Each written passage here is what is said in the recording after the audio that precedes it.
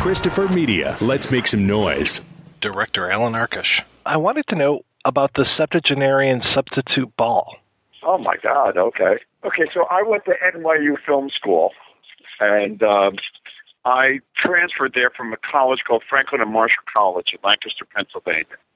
So I was interested in film school and interested in movies when I was in high school. But I graduated from high school in 1966, and my guidance counselor at my high school, Fort Lee High School, had never even heard of film school and had obviously never had a student interested in that. So he steered me away from that, and I ended up at a school studying psychology, and then I wanted to transfer. And so I applied to Boston University and then to NYU, and I went to NYU, and I entered in the fall of 67. Took courses and stuff, and a guy by the name of Haig Manoogian was the man who was in charge of the film school. And there was only about 75 or 80 students in the film school at the time. And it didn't even take up a whole floor. It was actually referred to as the 8th floor. I mean, there was no Tisch Film School. It was just a couple of classrooms on the 8th floor on Green Street and 3rd in the village, right off of Washington Square Park. So, Haig was in charge. We did these student films. And then in my junior year, they added another teacher to the school, and they needed a class in film history, and they needed someone to help teach film production class. And Haig had someone who he actually produced a movie for, who was a great student at NYU, and whose student films we had seen. That was Scorsese. So Scorsese joined the faculty then, and he was pretty much an out-of-work filmmaker, and Woodstock hadn't happened yet. So he was my film history teacher, and he taught a summer film workshop, the summer of 1969. And that's when he went up to Woodstock and worked at the festival. And I was at the film school and took his courses, and also was working at the Fillmore East. And he became my faculty advisor in my senior year, so that's 69 and 70. And I had to write up a proposal for a student film. And I was working at the Fillmore, so I thought I had so much access to it and seen so much music and rock and roll and so forth that I thought it might be interesting to do something about what I was seeing about how rock stars came out of nowhere and all of a sudden were full-blown phenomenons. Working on the stage crew of the Fillmore East was a guy by the name of John Ford Noonan, who was a playwright. And John had written a play called The Year Boston Won the Pennant, which had run at Lincoln Center. Now, the whole backstage crew of the Fillmore East was composed of people who had some relationship to film or theater in the beginnings of that. That is, John Ford Noonan was interested in theater. Most of the people on the stage crew had gone to Carnegie Tech Theater School or NYU Theater School. Everyone was in their 20s. So you had this great wealth of talent, nascent talent. It hadn't happened yet, it was there. And so I was writing this screenplay about rock and roll and the Fillmore and so forth. It was something that I knew, and Scorsese encouraged us to, and when I handed in various ideas for student films, he said, write about something that you know about, write about people that you know about, because I was getting off into these odd, arcane areas. And then I started writing this, and I was telling John Noonan about it and asking advice because he's a playwright. So he really helped me, and he read drafts of it, and he guided me. And then I thought, well, why don't you play the lead character, which is this sort of bum off the street who becomes a rock and roll star, and his father wants all his money. And then at the end of his arc of fame, he gets shot. So John helped me write it, and I got the equipment out in about February of 1970, and over the course of a week or so, I got to shoot it, and I talked to Bill Graham, who ran the Fillmore East, and he helped let me use the theater when it wasn't in use. He let me use it, and I talked to the light show and the lighting people, and they contributed their time and talents. And Joshua White, who ran the Joshua Light Show at the time, had a 16-millimeter Eclair. And when I had trouble getting a film from NYU, because they only had about 5 cameras in those days, I used Josh's Eclair.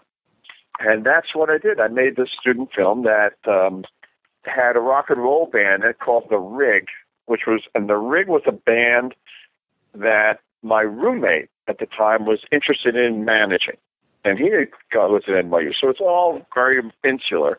So I made this movie, and I got it in the National Student Film Festival, and I think it won second or third prize in the National Student Film Festival. Jonathan Kaplan, another director, another NYU person, and a longtime friend of mine, won first prize of his film, which was called Stanley Stanley. It was also one of the few times that the West Coast schools like SC and UCLA had won first or second prize. When I first entered NYU, we went to the National Student Film Festival in the spring of that year, so it's actually the spring of '68. So I've been at NYU from fall of '67, '68 anyway. And we watched all the student films, and a movie called THX 1138 by George Lucas had won first prize at the National Student Film Festival. So we were like really impressed with the West Coast film. So anyway, that's Septuagenarian. John Ford Noonan's in it, and it's the rise and fall of a rock star. And it's about 25 minutes long. So was that kind of your calling card for Hollywood, or how did you kind of decide to go out there? Calling card is not the right word, because here's why. When I was in film school, it wasn't like you went to film school to become a director. I mean, you did, but it would be like going to college to become a poet. It was a long shot, you know. I'd only heard of one person who had gone to film school and become a director, made a Hollywood movie when I first started in film school, and that was Francis Coppola. As the years went by in film school, I realized Scorsese had made Who's That Knocking at My Door, and Coppola had made another movie, but it was not, Easy Rider didn't happen till I was like a senior. I didn't really know that people had gone out to work on Roger Corman movies. So it was all the Hollywood system. If you know film history, was the Hollywood system. So it was not like you were going to go to film school and get a job at Hollywood. That had not happened yet. So you just went to film school. And I had the film, and I showed it to people who I could get an appointment with in the film business, or my father, or through friends. My father knew this guy I went to temple with, you know, that kind of thing. And that was the end of it, you know. That's where it ended. You showed it to people, and that was that.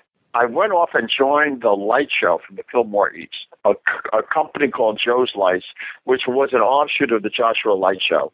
And we did light shows for the Grateful Dead and different people. We went to Europe, and we lived in London for about a year doing lighting for industrial events and different times. People would use psychedelic lighting. We did it and performed with bands like The Who and different theaters. And then when that was done, I was broke.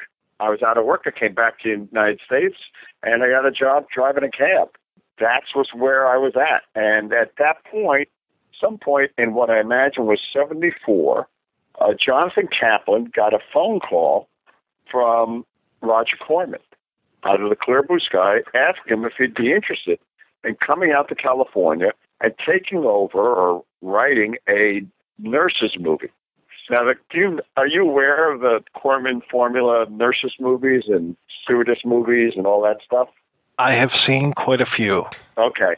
So that was like all that early 70s stuff, the three girl pictures that were sort of the foundation or meat and potatoes of what was New World Pictures. That was the first stuff that Roger made.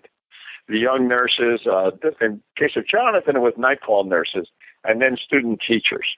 And his name came up because the original director hadn't worked out or whatever had happened, and Roger was producing Boxcar Bertha, which Marty Scorsese was directing, and I think what happened was he had asked Marty, who was a really good film student, who would take over this nurses movie, and Marty had given him Jonathan's name, and Jonathan got this phone call, and it indeed was Roger Corman, and the next day he was on an airplane out to L.A., and he rewrote Night Call Nurses, and he directed Night Call Nurses.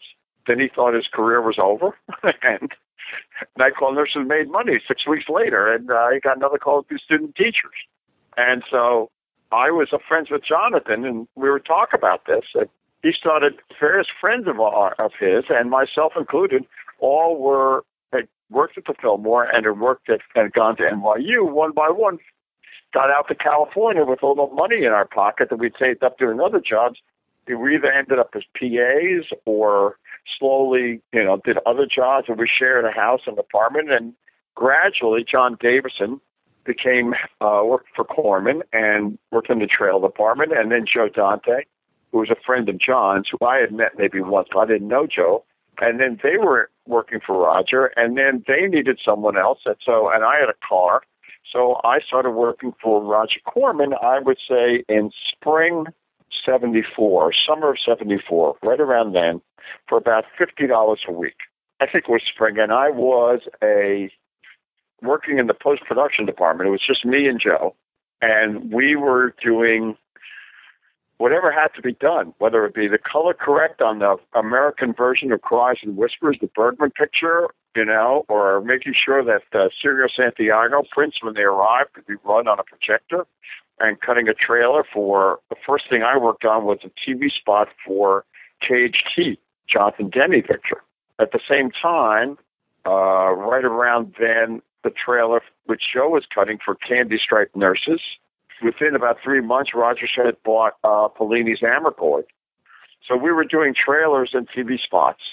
I guess the next was Big Bad Mama, Death Race 2000, that whole Corman output of the 70s. So that's kind of how the transition happened from film school to Corman. In between, I drove a cab for 8 months, and I took odd jobs when I came out here, meaning here being Los Angeles. How did you go from cutting trailers and doing this kind of PA and anything that needed to be done work into doing Hollywood Boulevard with joe-dante? Well, all we did was work. We had absolutely no life. Even at $50 a week and the amount of work that there was, that's all we did, was go to the editing room. And at that point, the editing room was in the back of an optical house that was owned by a guy by the name of Jack Rabin. Jack Rabin had started out actually working for Max Fleischer. I mean, this is really obscure movie stuff, okay? And then he had come out and he had got involved somehow or other with special effects. And that's, I guess, how Roger ran into him in the 50s. And Jack had worked on Rocket Ship XM, Atomic Submarine, and then some Corman movies like Not of This Earth and The Viking Woman and the Sea Serpent and all that kind of stuff. And then he had opened up an optical house, and that's how he earned his living, doing opticals, with an optical printer that he owned. And he made a deal with Roger because he knew him, and he leased out the editing space, the extra space in the place, and that was all the editing rooms for New World. Joe and I had one room in that place, and we cut the trailers. And so we were dealing with Roger all the time. At a certain point, we would see Roger once or twice a week at least, and he would come to the office and come down to our editing room and look at the trailer. We would run the trailer that we had cut in black and white, dupe of the picture. We'd cut the trailer from a dupe, and then we would say the catch lines. We didn't do rough mixes or any of that. So you'd run the footage and you'd read, Ron Howard pops the clutch, tells the world to eat my dust. It's a scream and squeal and mash-a-thon, all that kind of stuff. Ron Howard pops the clutch and tells the world to eat my dust. Roger got to know us, and we got to know what he wanted firsthand in the same room with a guy who ran the studio, had an idea of how he wanted to sell these movies, had theaters that were booking the movies, and he was a one-man studio, and it was his final say on everything. And so you would you'd show him a cut for a trailer, and he'd ask for this or that. You began to understand what in these movies he considered valuable in terms of advertising and exploitation, and what scenes in a movie, because you went to all the cuts, because as soon as the cut was ready to show Roger of any of these movies, we would either see that cut or the next day we would borrow the cut and run it on the Moviola and mark off sections to be used in the trailer. Sometimes we would watch a movie with Roger and he'd tell what he wanted to sell in it. So even when we saw Fellini's Amarcord, which was a masterpiece and a complete shock that he bought it and we were cutting the trailer for it, he said, look, boys, I know it's Fellini, but, we still have to sell sex and violence. And so we found, in the outline that we talked about the scenes in it that he liked and he wanted to see in the trailer. So over the course of all this time, we got to know all the films that had been distributed by Roger and had been either made by him or he had picked up the rights to them. And we had seen them all, and we'd seen them on our Moviola because we'd cut them. And now we've been working there. We're into our second year there. So I started in 74 and then worked through that summer. And then now in the spring and summer of 75, as we got to the late summer of 75, while all this was going on, we would be driving back and forth to various film labs. Our editing room was in Hollywood, and the film labs were out in Culver City. That was MGM Film Lab, because at that point there was Metrocolor. Deluxe Color was in Hollywood, and CFI was another lab that we used. And we spent a lot of time going back and forth because we had to watch all the answer prints and color corrections on all these trailers. And there was a new campaign every 2 weeks. So there would be a trailer and 2 TV spots. That's a lot of time, and it would take you 1 or 2 times to get it right. So that's a lot of trips out to the lab. So Joe and I would talk about ideas for a Corman, for a movie, because, you know, he was going to make whatever he was making.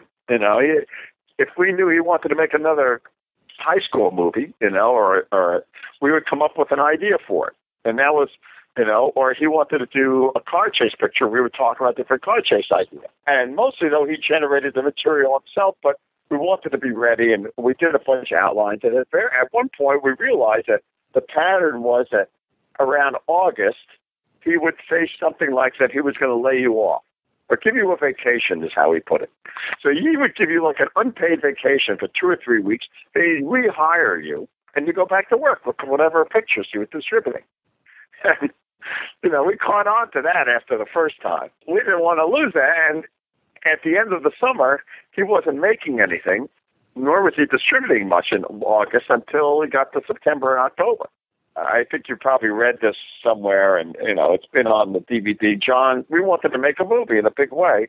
So jon-davison had lunch with Roger and said, you know, you've got all this equipment sitting around. You're not going to make anything till November, and it's just sitting there. Why don't you let us use it to make a movie, and we'll make the most action-packed movie that you've ever, you know, had. And he goes, how are you going to do that?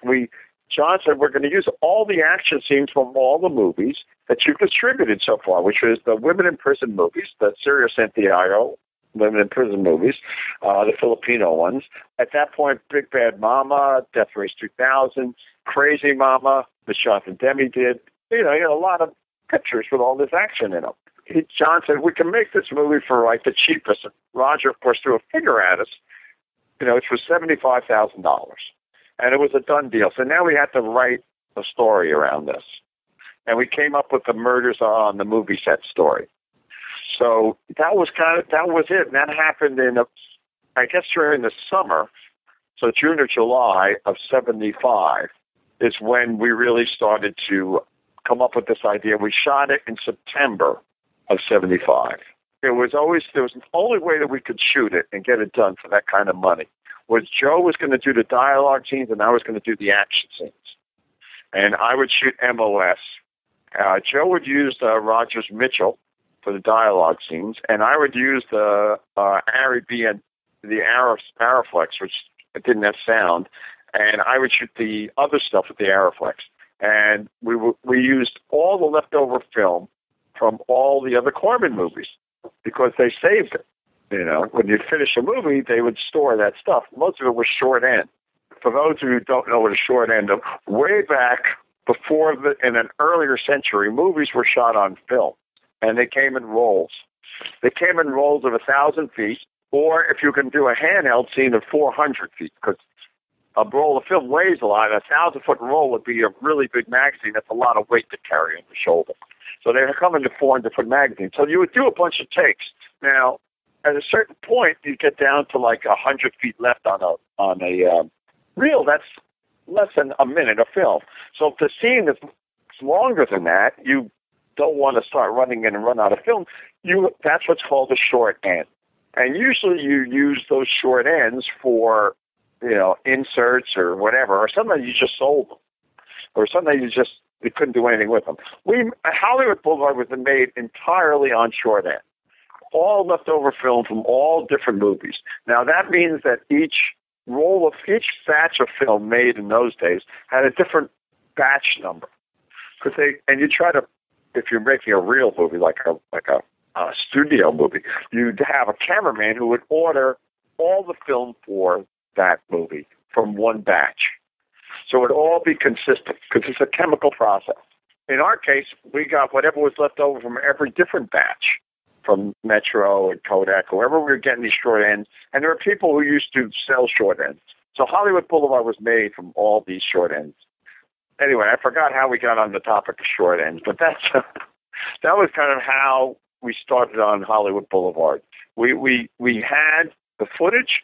Danny Opatashu wrote a script that we kept messing with, and there was things that we wanted to put in there, like Joe wanted to do the 50s commercials, and we had a section of the movie about the 50s, and because also we had footage of 50s cars, and we had to do murders on the movie set so that we could use the Death Race 2000 footage, because we found out that the Death Race cars still existed. We could use them in the movie. And then we used all the war stuff, the explosions and all the people firing machine guns from the Filipino women in prison movies. And so a lot of the shots of everyone firing machine guns is stuff that I did out in Malibu at Tapia Park, while Joe was maybe 100 feet away doing the dialogue out in Malibu at Tapia Park. So that was kind of the process of it. Would you mind if I ask you just a couple quick questions about Heroes? Sure. How did you get involved with that? Were you there on the ground level when it came to Heroes? Before Heroes, I did a show called Crossing Jordan. Crossing Jordan was created by Tim Kring. I did the pilot to Jordan, and then I stayed, and I was the producer on that show. And about, I guess it was the fourth year of Crossing Jordan, Tim got the idea for Heroes. So he went and they made the pilot for Heroes using some of the Crossing Jordan people, and I stayed and supervised Jordan to the end of the season. And so then when they put Heroes into production, Tim asked me to come over and work on that as well. So I was doing Heroes and Crossing Jordan for the first season of Heroes, and what turned into the last season of Jordan. That's how my involvement happened with Heroes. So you were just there for that first season? No, I was there for 3 seasons. I was the executive producer, director on Heroes.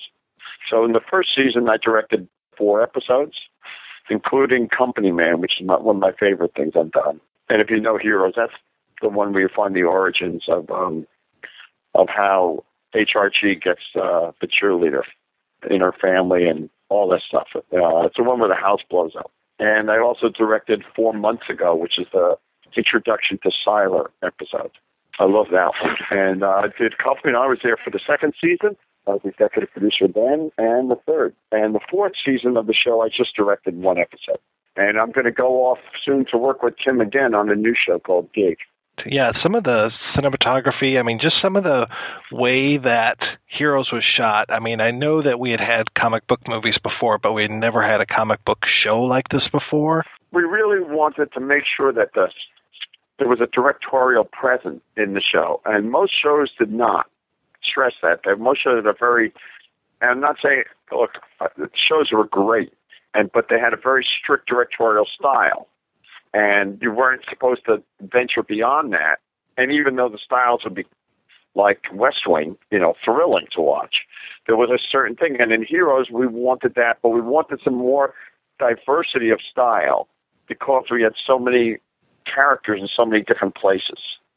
And that's one of the things that we came up with was the idea of really having the low wide-angle shot as a basis for our show.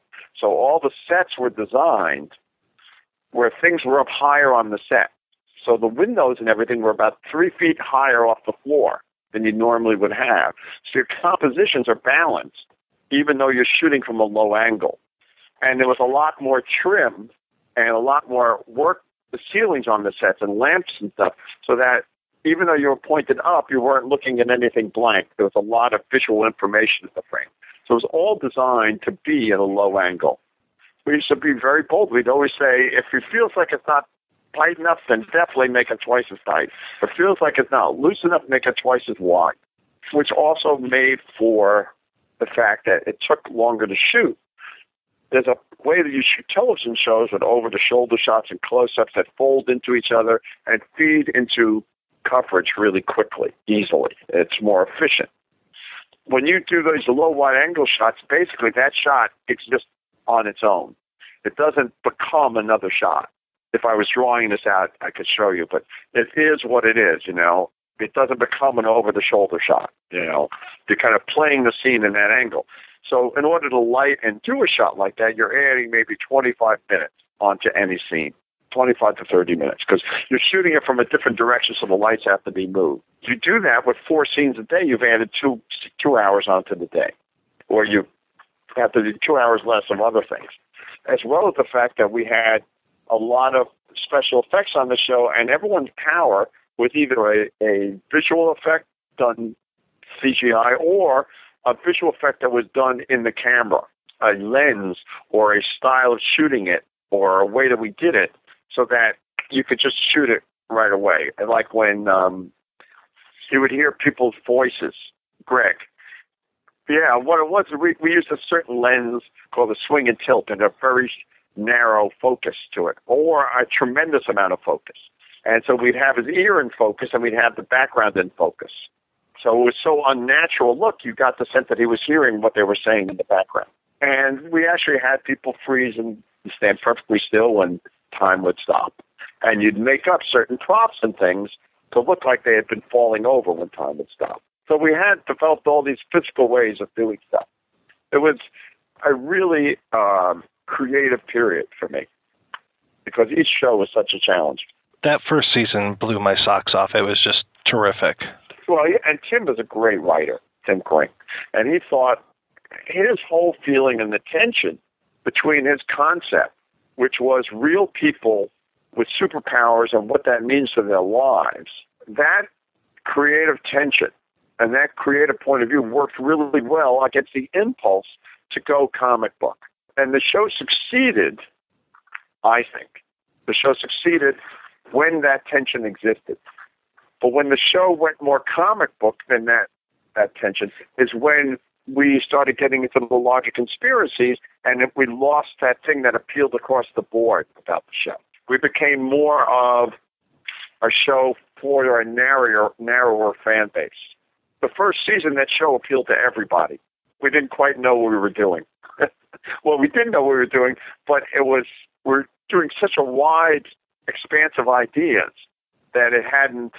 Once we started narrowing our focus, because we got hung up on the conspiracy aspects and certain aspects of the characters, the show changed, and it lost some of its mojo.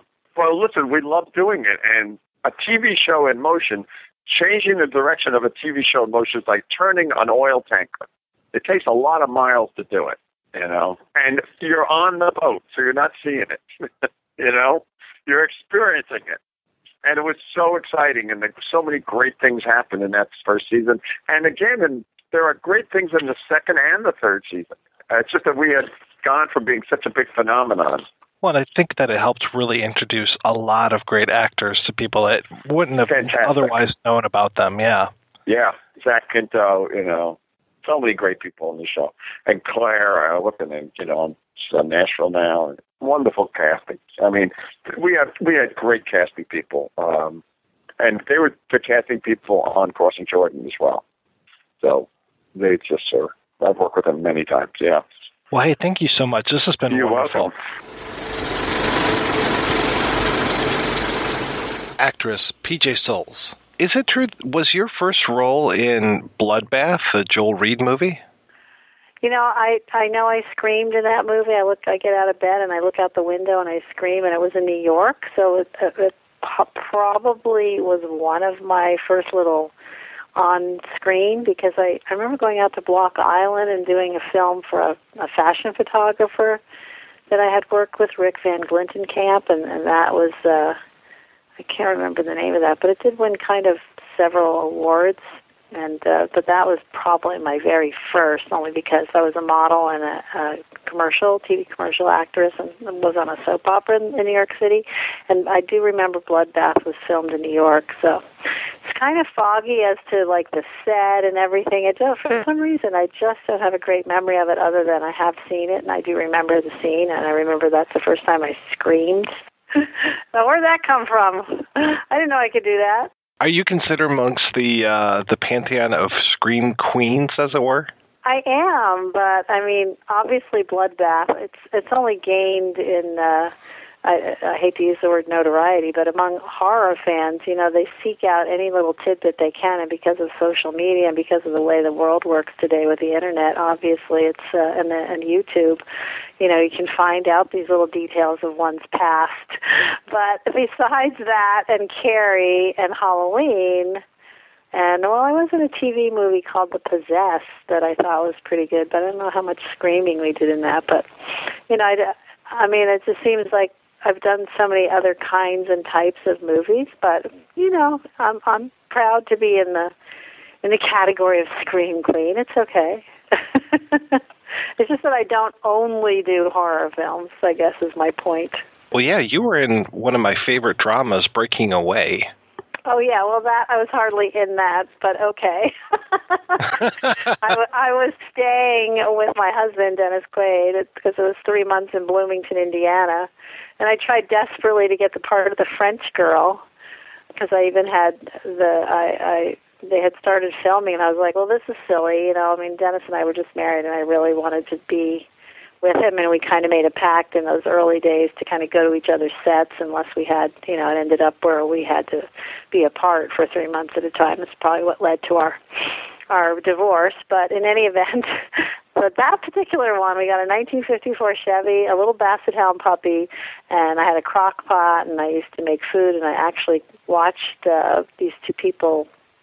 Well, that was a different movie, Our Winning Season. But in any event, I tried to get the part of the French girl, so I auditioned kind of loosely for Peter Yates on a street corner when they were filming something else, and I put on a dark wig, and I said that I was one of the students working at the studying at the university there in Bloomington, and I heard they needed a French girl, and this was all in my very cute French accent, and I did this whole little thing because I hadn't quite cast it yet. Then all of a sudden, the cinematographer looks at me and then looks at Peter and goes, "Look at those eyes. They look like PJ's eyes." And I was like, darn. You have to have such good observant powers. I guess that's why you're a cinematographer. And Peter went, "Is that PJ?" And I went, "It's PJ, but I went to the International School of Brussels. I speak French. Please let me be the French girl." He goes, "You did a wonderful job, a marvelous job, but we just cast her this morning. I'm sorry." But anyway, yeah, I got to be one of Rod's girls, and I think it was only because I looked cute in a bathing suit because, I was in my 20s then. So that was an awesome shoot, and we really had a lot of fun. That rock quarry, we used to swim in it. It was so much fun. There were great restaurants. The cast was wonderful. Dennis Christopher, Hart Bachner. We had such a good time. You were a part of that very famous audition. It's funny that an audition can be famous. That whole Star Wars / Curie thing. Yes, I had moved from New York, Manhattan. Like I said, I lived there in the early 70s, and I quickly decided that Broadway was not going to work for me. I didn't smoke or drink. I got tired around 9 p.m. Not a good thing. I was up early, so I did modeling, soap opera, Love is a Many Splendid Thing the last year that it was on, and I liked it, but everyone was saying, well, if you're not really, a smoker or a drinker and hanging out in the theater, then you need to move to LA, which I did. And I only had my modeling agency at the time, and they recommended Nita Blanchard, who was a modeling agency on Highland in LA, and she heard about this casting call for every young person in town, and so I went and we sat in the hallway for about 2 hours, and I walked in, and George Lucas on the left, Brian De Palma on the right, behind two desks. They just looked me up and down, and Brian looked at George and said, "I'll put her on my list," and George went, "Okay."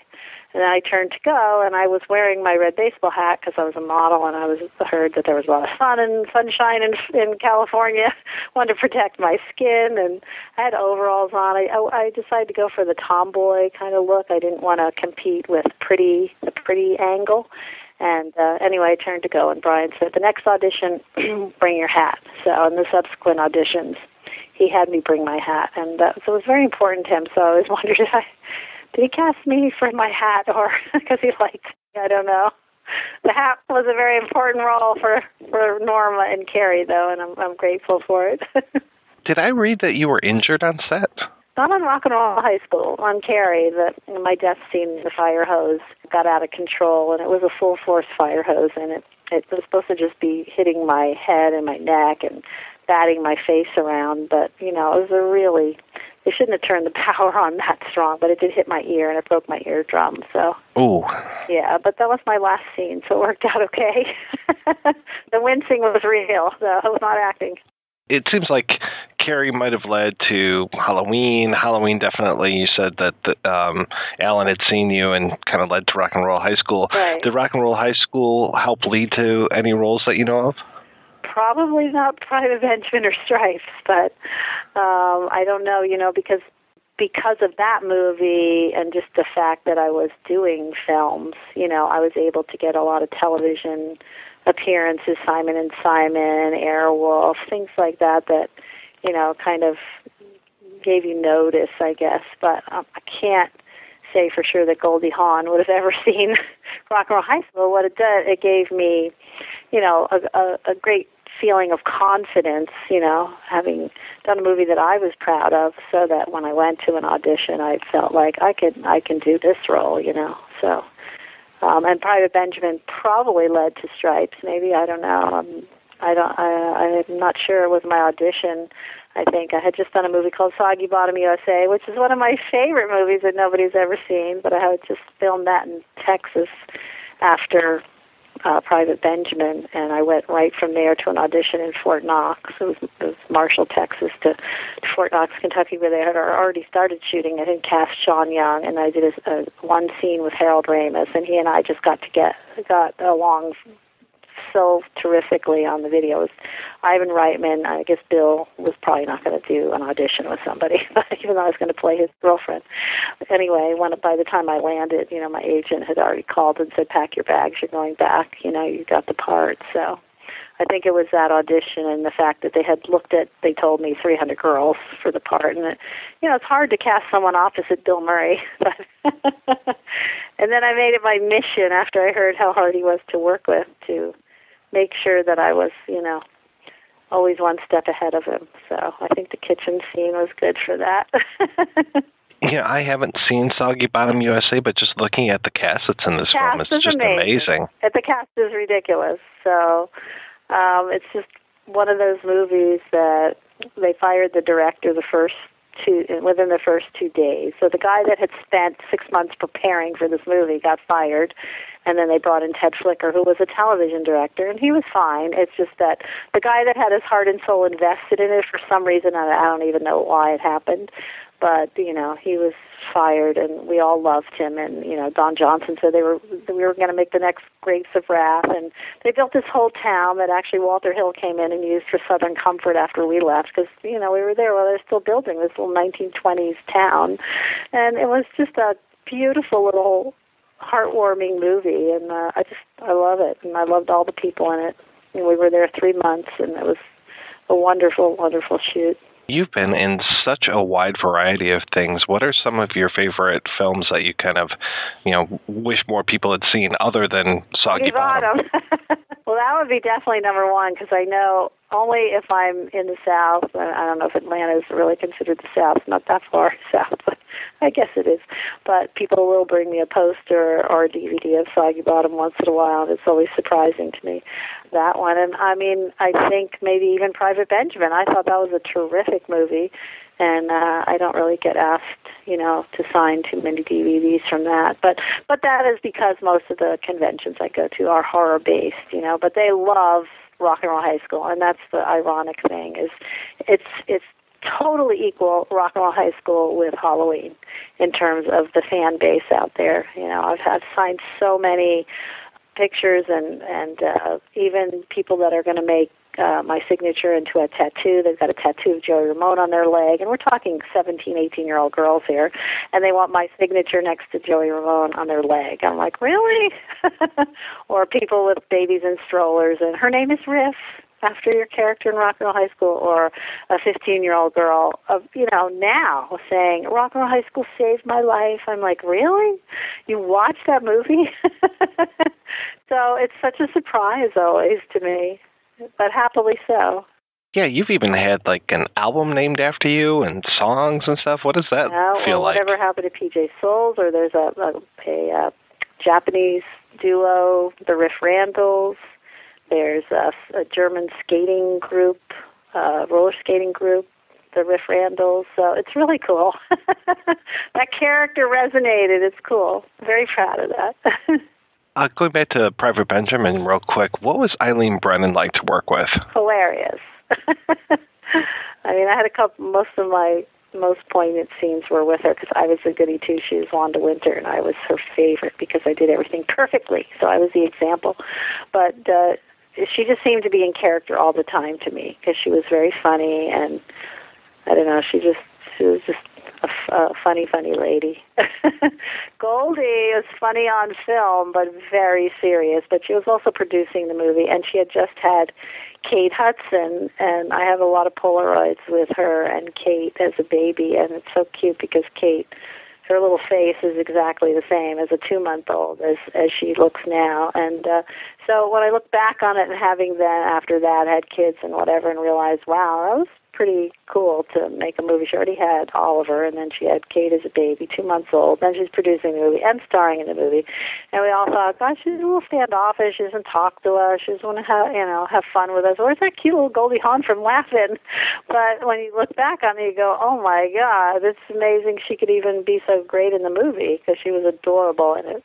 Yeah, it really felt like, looking back at her career, felt like she was so driven and just kind of knew what she was doing in order to get to that next level, you know? Well, yeah, and ironically, on Laugh-In, she played as Ditz, and she was anything but that. So, you know, I mean, that's what it takes to play somebody like that, you know? And she was really a very good businesswoman, and she was extremely driven. What are you working on currently? Well, I go to these conventions. I've been trying to, put down little pieces here and there for a biography because everybody seems to be, an autobiography, I should say. Everybody seems to be writing down their memoirs because everybody's so damn interested in what this little tidbit or that tidbit, of which is not hard to remember, but it's not like there's amazing stories, you know. I mean, there are some, but for the most part, it's a job and you're working, you know, and everybody thinks it's as glamorous working on a film as watching the movie, but it's not, you know. It's just really not, but in any event. So I've been doing that, and then I get offered parts here and there, but nowadays with ultra low budget and things like that, it's you know, it's not something I really want to do, is to work on something for $100, and unless it's amazing or some friend of a friend or something. But I would love to be on that Screen Queens television show that's just been announced, starring Jamie Lee Curtis and Emma Roberts. That sounds really cool. So if I could maybe get a spot on that, or I mean just a guest star. It's hard these days on the regular television channels, you know, to get on those shows, to get a part, because the line is so long ahead of me for people that are willing to be on those shows. So, and thank God for Rob Zombie with The Devil's Rejects. So, you know, I'm going in February to Days of the Dead in Atlanta, and it's a Devil's Rejects reunion. I love those guys. I mean, I only worked with Sid Haig, but now I know the whole cast because of all the conventions that we do, and you sit on a panel and you listen to their stories, and you know, Rob Zombie's a friend, and so because of, you know, his love of which was the casting call, notable 70s actors, I was able to be, you know, have a little cameo in that movie, which has really been wonderful. People love that movie, you know, the horror fans again, and they love my cameo in it, and so that's you know, one of the things. Hopefully another Rob Zombie movie, because he's fun to work with. I was very surprised you didn't show up in the Halloween movies. I know, especially since for his 40th birthday, I gave him my original Halloween script as his birthday present. I was like, what am I going to bring him? I didn't, you know, I mean, I hadn't gone to a Hollywood party in a long time, and I was just about to leave, and I thought, oh my gosh, I don't know. And then I looked through my scripts, and I thought, well, he told me he loved Halloween because I only, you know, I filmed that cameo for Devil's Rejects. It was just one day, but at lunch he had his arm full of posters and DVDs and plonks them down at the table at lunch while I'm eating my salad. He goes, "Can you sign these?" And I go, "Well, okay." He's a collector like Johnny Ramone was. He's an avid collector of memorabilia. So I knew that it would mean something special to him. The cover was missing. I had all my other scripts from my kids. I figured, they don't need this tattered Halloween script. It would mean so much more to him. But in any event, I wrapped it up and realized I probably should have put it in a big box or something because it was pouring rain. There were puddles everywhere, and I'd go into this club, and there's this huge pile of presents, and I put it on the top. And when I left that night, I'm like, oh, my God, it probably dropped in a mud puddle, and somebody ran over it with their car. It's like he's never going to get it. But anyway, 7 a.m., the phone rang, and I'm like, oh, my gosh, I'm not answering that. And I was back in the days of the actual regular answering machines, and that was Rob, and he was like, oh, my God, it's the best present I've ever gotten. I'm wrapping it in plastic. No hands are ever going to touch it but me. It's going into my vault. Thank you so much. This means so much to me. So that was cool. But then it's announced he's doing this reimagining. I'm like, oh, cool. My agent, I'm telling him any day now you're going to get the call. I'm going to be in it, of course. So how can he not? I gave him my script. Not a word. Didn't hear. And then the second one. Then he gets hot. Dee Wallace is the mother. I'm like, really? I mean, I love her. She's a friend of mine. But I'm like, come on. Or the nurse. There were a few roles there I could have learned. But then Witches of Salem or Lords of Salem, whatever. No call. But I don't know. He likes to give everyone a chance. So there's so many people that he likes. So hopefully I'll be in another one. You were in one that I have been tracking down for a long time. I've never managed to see, Murder on the Yellow Brick Road. Well, because I live in Woodland Hills, and next door to me lived Ross Hagen, and he's he's passed away now. He's an actor, director, and writer, and just a really fun guy. And so that was just I can't say her favorite because I really liked the part. So it was an aging actress, that has her little fit, and so it was because there were 3 great scenes in it. And it's a the name of his movie company with his wife was B Movies and Little Bumblebee insignia, and they are very B movies, but they're they have their charm to them, and it would be definitely worth watching. I think just you get a kick out of it. I don't know where you could find it though. I have a copy, but maybe it's on Amazon.com. I don't know. And the first one I did for him, I did 2. I did Born, which was a body organ replacement network, which I think has been renamed Merchants of Death, and they redid the soundtrack. But that was his first one, and I play the head of this company that, in fact, Clint Howard is in it. He and Bill Smith, and they go out and they kidnap young girls, and we do terrible things to them and get their organs and sell them to the highest bidder for these rich and wealthy people that are looking for organs for their children or parents or whatever. So that one was really more fun because that's more of a delicious, nasty character. So, but very, very B. I would say a C, maybe not even a B movie, but a C movie. But kind of fun because, but see, that's what I'm saying, like a friend of a friend. So this is my next door neighbor, and for 20 years. So of course, and he was the godfather of both my kids. So you got to say yes when he says, "Do you want to do this part?" Because he'd always say, "There's no small parts. There's only small actors." So you got to rise to the occasion. $100 a day and lunch and a copy of the DVD. Little did I know that I'd be the only one with a copy of the DVD. Well, hey, I don't want to keep you anymore. I appreciate the time that you've given me. Screenwriters Richard Whitley and Russ Dvonch. I was going to ask you guys how you kind of got your start. So when did you meet, and how did you guys decide to start working together? Well, as Russ said, we went to film school together in Southern Illinois University in Carbondale, and we were production majors and making student films and hanging out and talking about let's make a feature and all this kind of stuff. It was great because, as I was saying, it was just total movies. I tried to see 365 movies in 1 year. Just that's all we did. We lived and breathed and talked about movies. We'd go to movies and talk, go to Denny's because that's all we could afford and just talk about the new Truffaut or Fellini or Robert Altman. And then, Russ, you graduated, a semester before? Yeah, 76. Russ came out, you came out to USC, and I'm back there still making my little student film and, a 16-millimeter non-sync sound movie, and couldn't afford a sync sound film, so I wrote a script to get my degree. And then as Jeff Couchman, our fellow buddy, and I were about to graduate, Russ, you brought us all together for that. That's right. We wrote our first screenplay together in New York. We went to Jeff during the summer of 77 and wrote our first screenplay together. But it was your idea. You brought us together with the idea and everything. That's right. So that was really the first chance that all of us had to write together and to really finish complete screenplay together.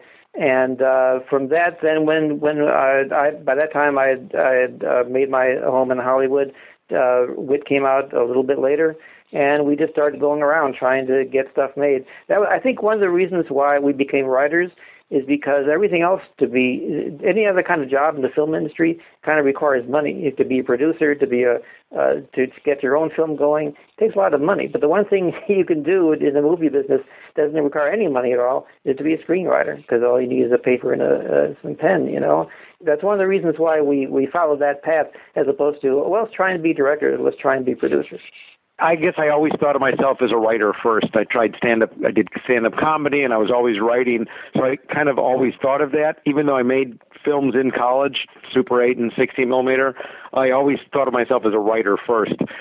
But when I moved out here, Russ had already been here for a while, and Russ let me crash in on his couch for a couple weeks.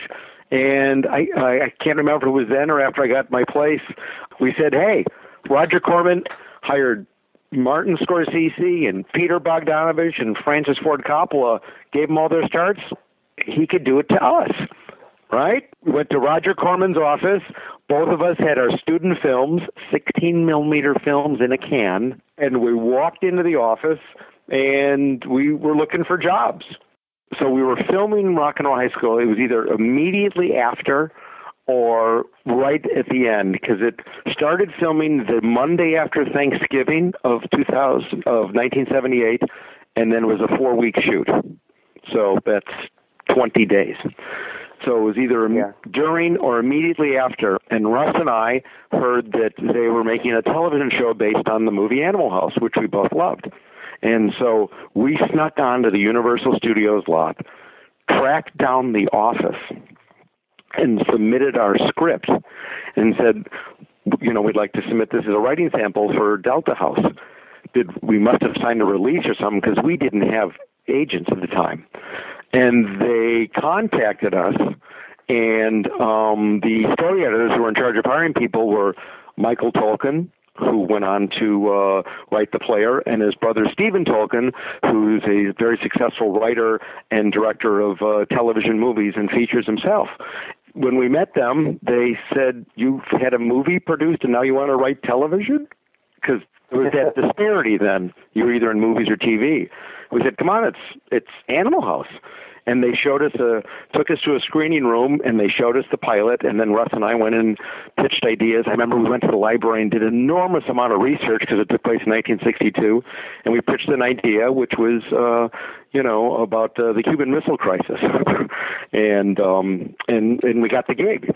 But it's because these guys loved Rock and Roll High School, Stephen and Michael, so we were very lucky. The one thing that comes up continuously is just, it was a quick shoot, 20, 21 days, and it was in and out, and it was just so intense. And, everybody remembers like that Allan couldn't shoot the scene in the gymnasium and stuff, but yeah, just, it seems like everybody has those memories of just how intense this shoot was. And then the kind of the letdown as far as this not being this huge hit afterwards, but then everybody seems very grateful that it has kind of gone on to have this cult status and has grown over the years to be the film that it is now.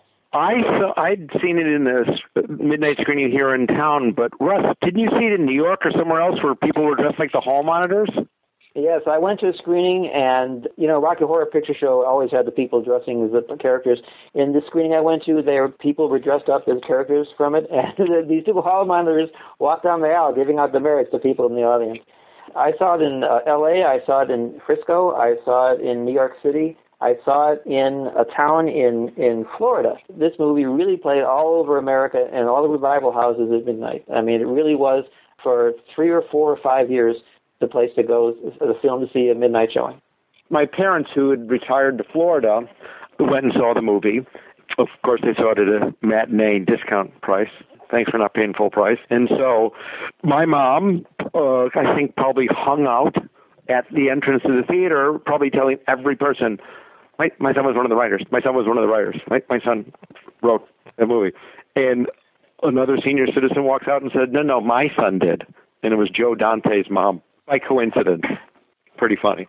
So when did that cold splash of water of reality hit you guys as far as your next gig, when you're not being asked to be on the set and you're not being asked for your opinions on this stuff? Well, I remember on the very next thing we did, which was the episode of Delta House, we were there every once in a while, but they didn't film the gags right.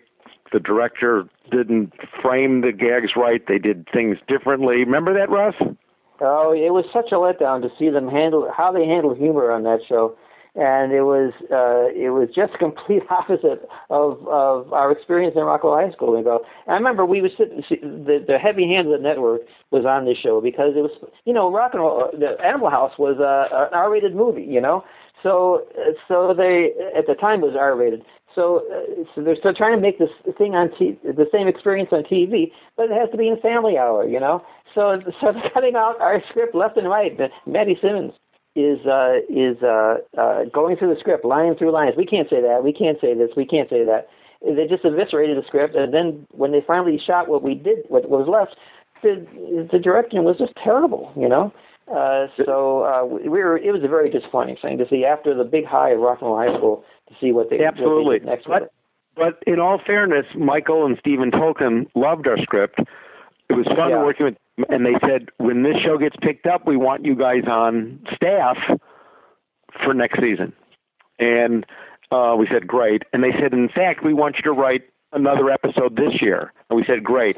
Instead, they hired some guy named John Hughes. I don't ever know what happened to him.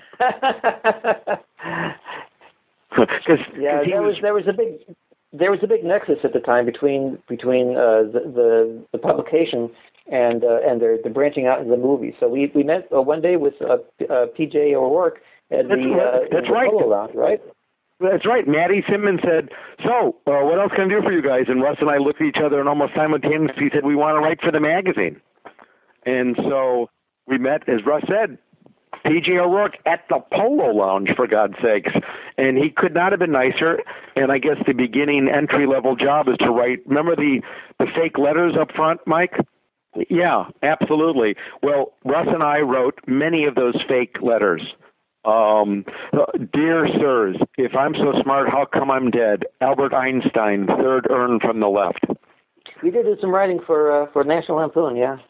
Absolutely, but we not only did some of those letters, we wrote bits and stuff that we got paid for that some of them didn't run in the magazine. But it was great. I mean, hey, our rent wasn't high, and we were writing jokes for a living. Come on, it was great.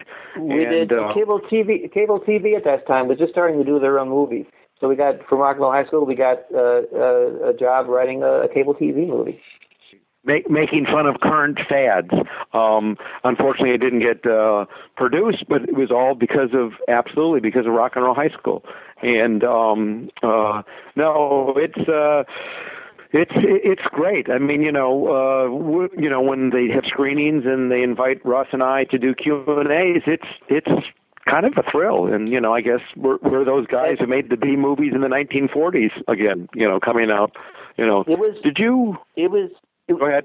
It was a disappointment that Rockville High School wasn't a big success when it came out. But really, we were too busy writing other stuff to pay much attention. We were getting work, so we were happy. I think Allan said this. I think he approached Roger and said, Roger, I'm betting that this movie has made approximately $30 million. And I think Roger said something like, very close to that. Maybe Allan has said, because that's not a bad take or $280,000 investment. Yeah, they. I believe that it is officially the highest-grossing Roger Corman film. Oh, wow. I did not know that. I did not know that.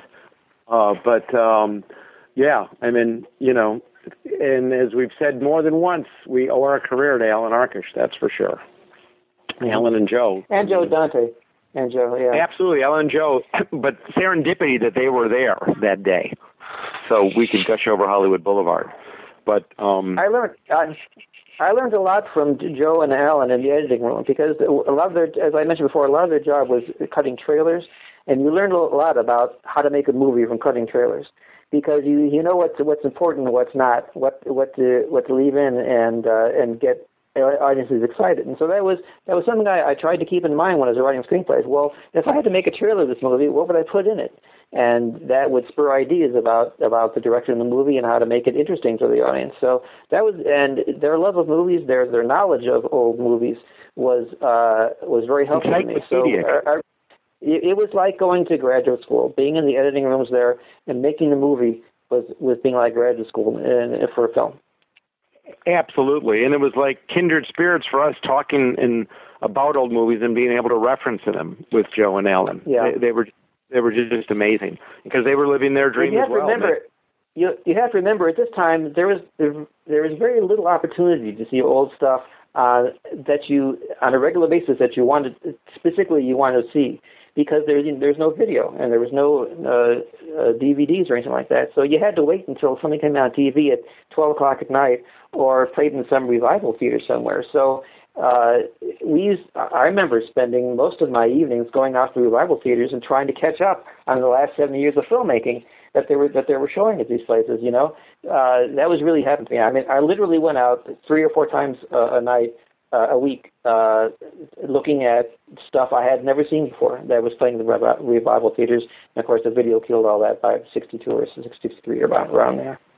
Absolutely. And then there was the first cable channel in LA, the Z channel. Oh my God! And they showed old movies, and it was just amazing, you know.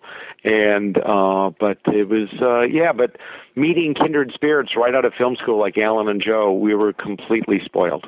Absolutely spoiled beyond belief. But oh well, what do you do? But it was we feel very fortunate to have been part of this movie, because I mean it's just so that it's still so championed and people still love it. You know, it's kind of great. You know, we're very honored, flattered beyond belief. Not bad for something that was written in a cruddy studio apartment kitchen. That's right. How long did it take? We did about 6 weeks or so, didn't we? Wow, I don't remember it being that fast, but sure, I'll go with 6 weeks. Yeah, I said I remember. Go ahead.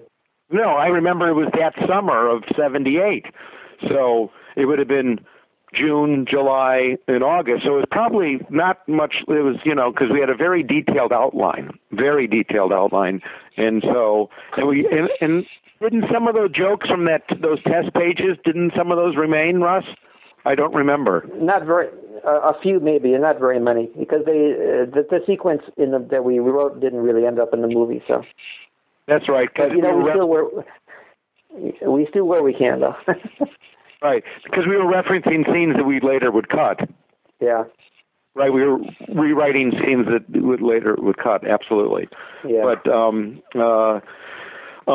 But no, it's like we're thrilled to death, you know, that people still love the movie, and you know, it's kind of like, you know, I guess the Munchkins could run into Judy Garland and say, "Hey, remember that time? That was fun." You know, I guess that's what this is like. Cinematographer Dean Cundey. I wanted to ask you a little bit about The Witch Who Came from the Sea. Yes, Now, you're not necessarily credited for DP on that, but you're credited for technical supervisor. How did you kind of fall into that one? Matt Simber had made a couple of movies, and I can't. Who got the credit for that? Was that Kenny Gibb? You know, Matt had done a couple of films, and the guy who was his DP a lot of times was a fellow Kenny Gibb, and I think Matt wanted to be loyal to him, but you know, asked me to come on and, be kind of a supervisor on it. I did quite a lot of consulting with Kenny on it. Was there much technical supervision that you did on that one? Mostly I fulfilled the cinematographer sort of approach to it. A lot of the lighting, and also helping Matt, from the standpoint of camera and everything. As I remember, a lot of my input was with in between Matt and Kenny. What was Matt Simberg like to work with? He was a very interesting fellow, still is, I guess. He came from very much of the low-budget exploitation film end of filmmaking, as did a lot of us, and certainly Roger and all these people who were making exploitation films, as you might call them, but of a more interesting nature and higher, might say higher quality, although the budgets, were kind of limiting, but there was always an interesting sort of viewpoint. And Matt was open to stuff. I had started using anamorphic lenses for a big widescreen 2:3:5 aspect ratio look. The film seemed to me to sort of need a visual something to it. And so I went in and I talked to Matt and said, why don't we use these new Tadeo anamorphic lenses? I can get us a deal about it. And he said, well, I don't know. Do we really need it? And I talked him into it. I think it really enhanced the style of it. I think as he started to see the dailies and stuff, he felt that, it had elevated the film visually, into a sort of a bigger look. So I think he was pleased after the fact to have gone through the extra expense and extra, time it takes to work in that format. Yeah, no, the film is gorgeous. I mean, it really holds up after all these years. I screened it again with doing the commentary with Matt. They came to my house and ran it, and we recorded it. And I hadn't seen it for a long time, and I was actually surprised at what we had accomplished with it. The last time I spoke to you I think it was right before you got that big award. How did that your ceremony and everything go? Oh, that went very well. Thank you. It was it was a great privilege, a great honor, all of that to get the Lifetime Achievement Award. Have to look at it as sort of the highlight of, my of recognition for what I've done. Although, as I said at the time when I did the speech, I said I really hate to think of it as the Lifetime Achievement Award because I don't think my life is over yet. So I'm going to think of it as the Semi-Lifetime Achievement Award. Yeah, because you've got a couple films in pre- and post-production now, don't you? Yeah, there's a couple films, one that's just been released in Australia and is maybe coming up here, Freedom. A couple of films that are in pre-production now. So I very much enjoy working in film making and what I do that, to think of retiring to me is like, no, I couldn't do that. If when I go, I hope that I, just go quietly and peacefully by falling off of a dolly during the middle of a shot. That's quietly and peacefully? Yeah, well, as long as it doesn't really disrupt the production. Between takes, right? Yeah, exactly. Yeah. Well, hey, thank you so much for your time. This has been great. Oh, sure. I'm glad to have been able to help out. Actress Dey Young. So this is kind of a trial by fire. You go from not working in films to working 12-hour days on this intense schedule. I've been doing a lot of, stage and training, all of that. So I'd come out for that reason. And I just, was sideswept into this project before I even had gotten an agent. I was literally back in about one weekend it all happened. You must be kind of a double threat when it comes to conventions because you were also in a bunch of Star Trek episodes, too. Yes.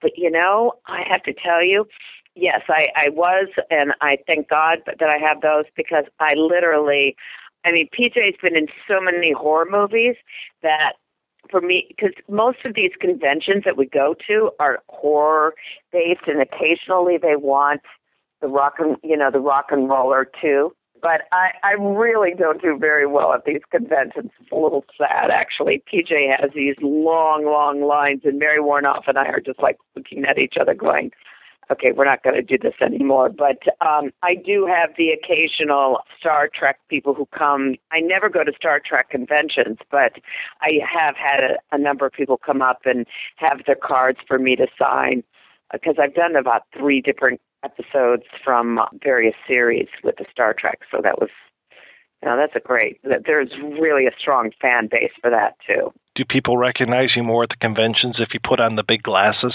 Yes, I think, I do wear glasses, but big reading glasses kind of, but no, I think that, gosh, we're so much older now. I don't think anybody really recognizes us. I mean, if we're walking down the hallway, they don't. But if we're at our table with all our pictures and stuff, they definitely recognize us. Tell me about when you reprised the role in Shake, Rattle, and Rock.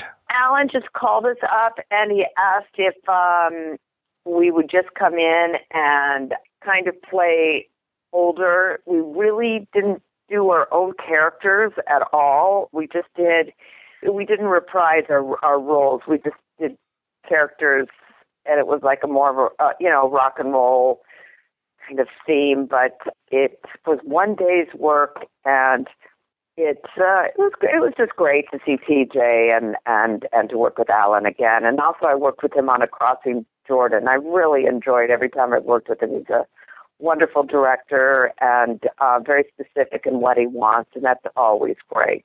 I wanted to ask you about your artwork. How did you get into that?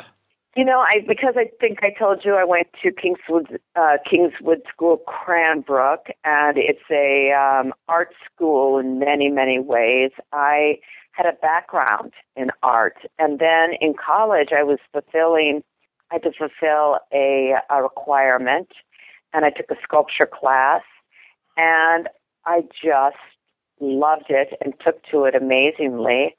Then I just thought, this would be a great thing to do as a hobby, when I'm not acting. Now it's a profession as well. I'm in a number of galleries, one in Carmel, one in San Diego. I've been in different galleries in Los Angeles and in Santa Fe. So it's been a great experience. And I love working in stone primarily, which involves compressor and all these power tools like saws and masks and all sorts of things, a lot of dust.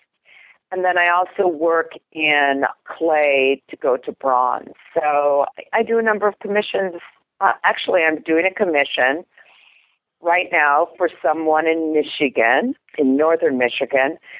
He has the largest collection of Amelia Earhart memorabilia, and he's asked me to do 2 different sculptures of Amelia to go into a traveling museum. So that was kind of a cool experience that he reached out to me, and I've been doing these commissions for him.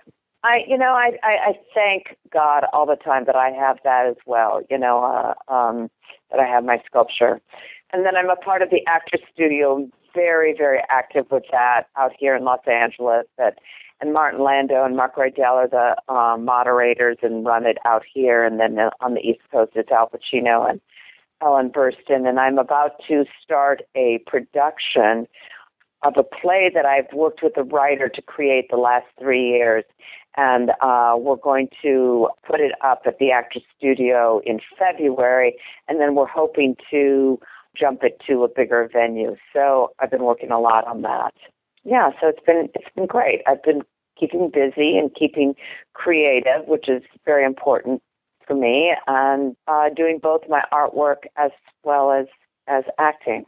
After this, you kind of started working and you never stopped. You've just been, looking at your CV, it's like every year you've got at least 1 or 2 projects coming out. Yeah,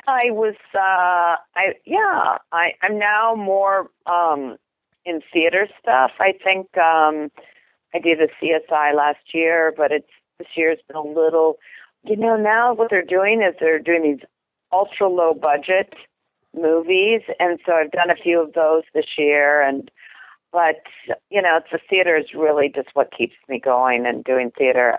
But I've been very fortunate in my career. I keep working, and PJ I don't think has been working as much, but she works like 5 or 6 conventions a year. That's what she's been doing, because she has a real big fan base with Halloween and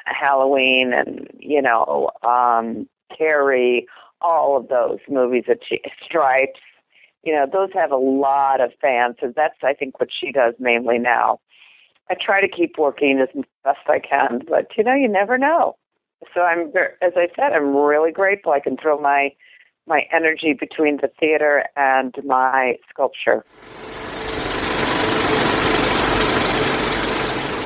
Actor Clint Howard. When did you first start acting? How old were you when you first made an appearance? Wow. I was 2. It was an episode of the Andy Griffith Show, and it was just coincidental luck that there was no designs of me being in the business. The only advantage, and it was the same thing with Ron. It was a complete coincidence that Ron got his first professional acting job.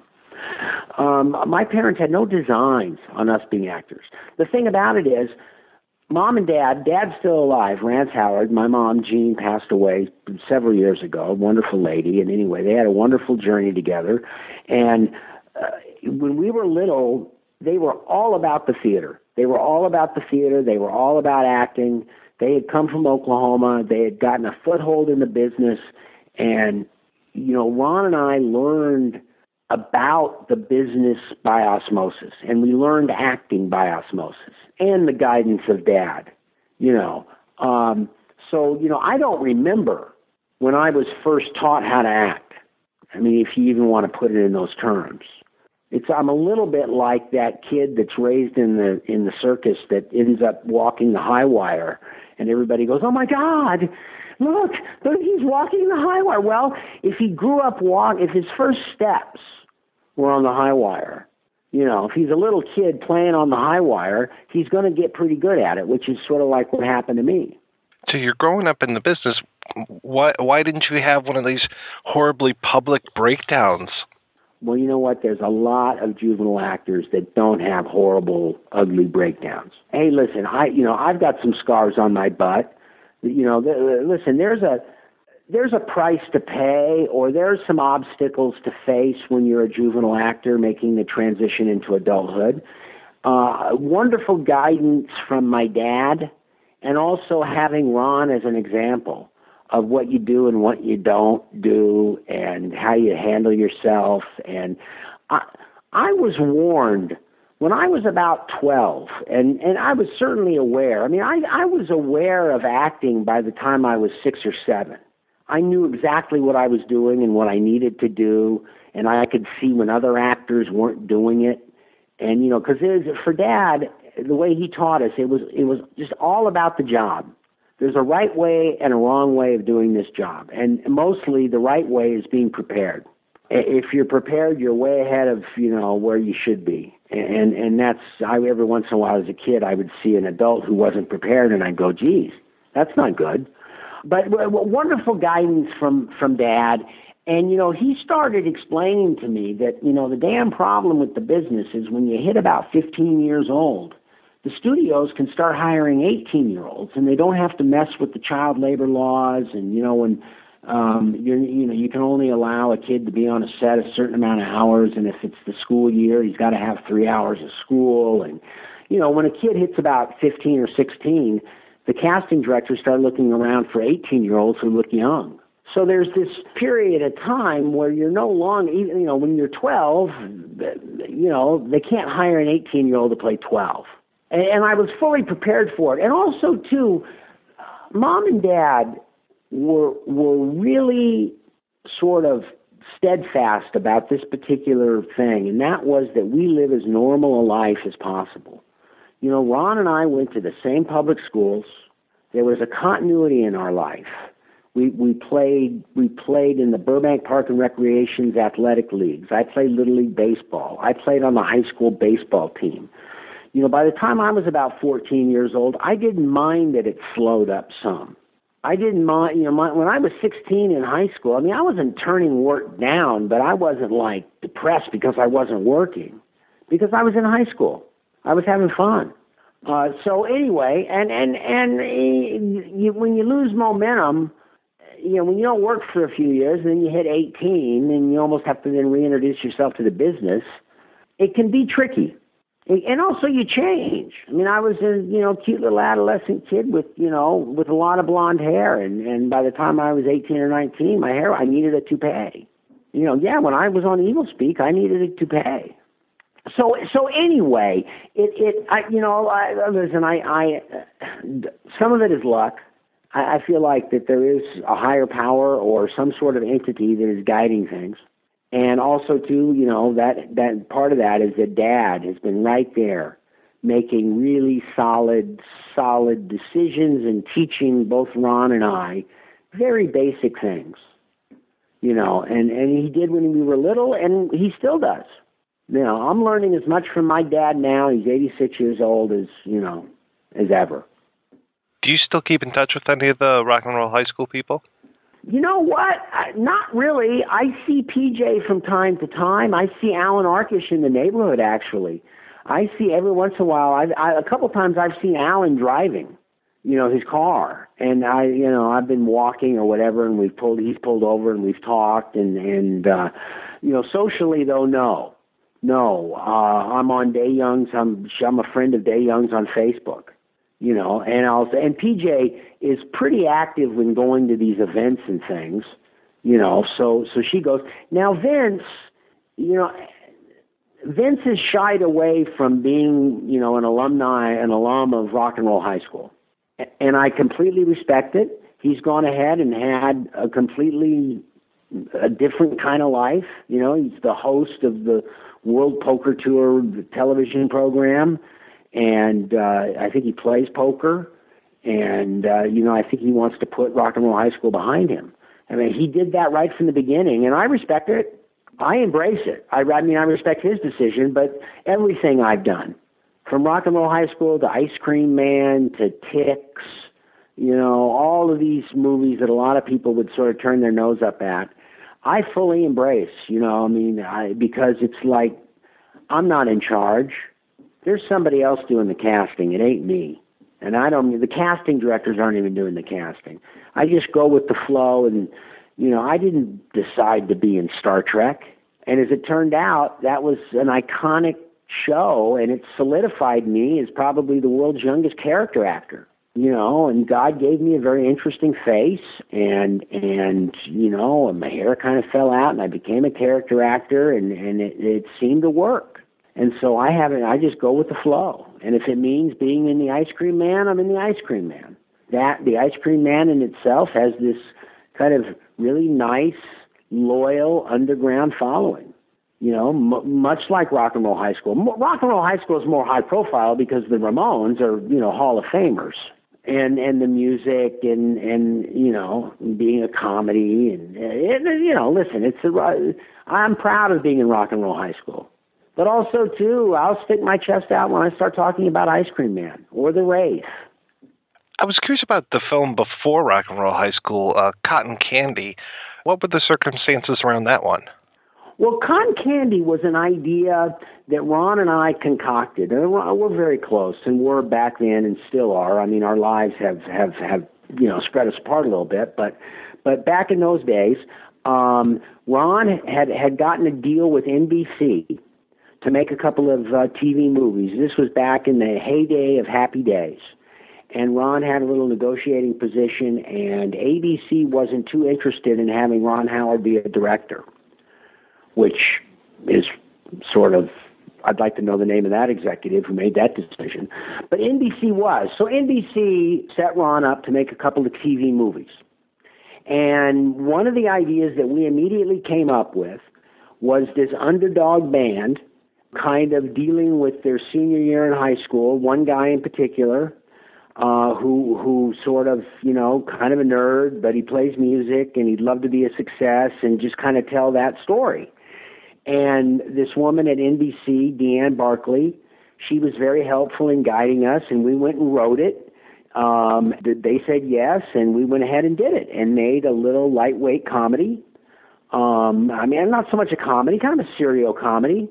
I've always been a big fan of music, and I just personally, as much as I like Joe Renzetti, the fellow who did the music for Cotton Candy,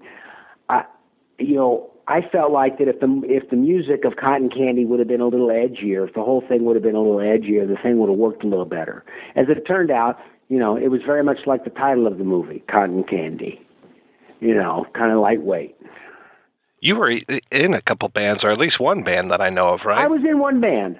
After filming Evil Speak and being on my own for the first time, I moved into a house with my best friend who was learning how to play the guitar. He was a pretty good guitar player, natural artistic ability. And he sort of badgered me into having a band. And it was back in the day where punk music was evolving. This is back in the very early 80s, maybe late 70s. And I can't sing, but I could sort of storytell and rant, emit emotion as a front man. And we created this sound, 2 guitars, a bass player, a drummer, and me, where I would sort of rant a song and with a kind of a fun riff, and we'd drive it home, and, we were huge embracers of the 3-minute song, the 2-minute and 50-second song. We had our favorite bands and other musicians, artists that influenced us. And for a couple of years, I was in the Kempsters. Did you guys ever record anything? Oh, we recorded a lot of stuff. Oddly enough, actually, we went and did some demos. We never had a contract. We played locally some. We had this one dive that we played regularly. We ended up almost using it as a practice facility. We would go and play, midweek at a convenient time, but basically, we wouldn't invite anybody. We'd just go up there, and it was a good chance for us to run through our set. And we did some good shows. We opened for the Dickies a few times.